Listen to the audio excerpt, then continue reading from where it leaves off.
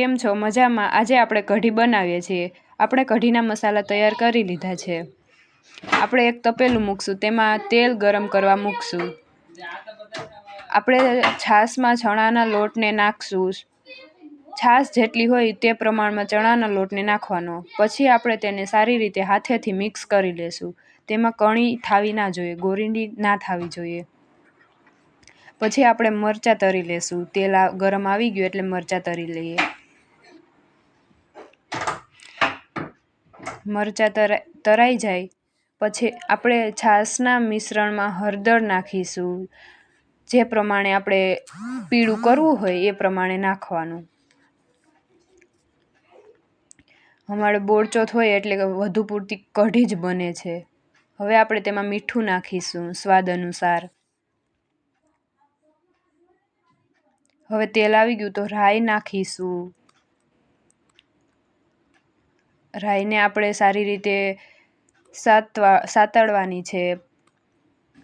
પછી આપણે તજ બાદિયા જે આપણે કઢીનો મસાલો હોય તે નાખીશું. બધાયને સારી રીતે સાતળવા દેવાના, નકર તેનો ટેસ્ટ બહુ સારો ના આવે, એટલા માટે થોડી વાર લાગે. પછી આપણે જીરું નાખીશું.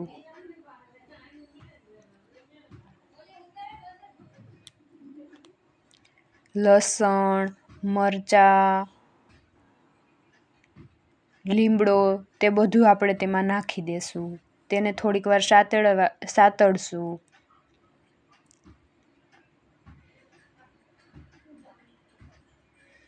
થોડીક વાર સતળાઈ જાય પછી આપણે તેમાં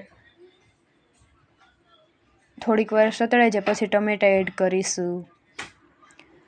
આ બધાયને સારી રીતે મિક્સ કરી લેશું. પછી આપણે તેમાં છાશનું મિશ્રણ હતું તે એડ કરીશું. આપણે કઢીનો વઘાર થઈ ગયો છે. તમે લોકો પણ આવી રીતે બનાવવાનો ટ્રાય કરજો. કે કેવી બને તે પણ કોમેન્ટ કરીને કહેજો. વચ્ચે વચ્ચે હલાવતું જવાનું. હવે પાકી ગઈ છે કઢી. તમે લોકો લાઈક, શેર, સબસ્ક્રાઈબ કરજો અને અમારો વિડીયો કેવો લાગ્યો કોમેન્ટ કરજો.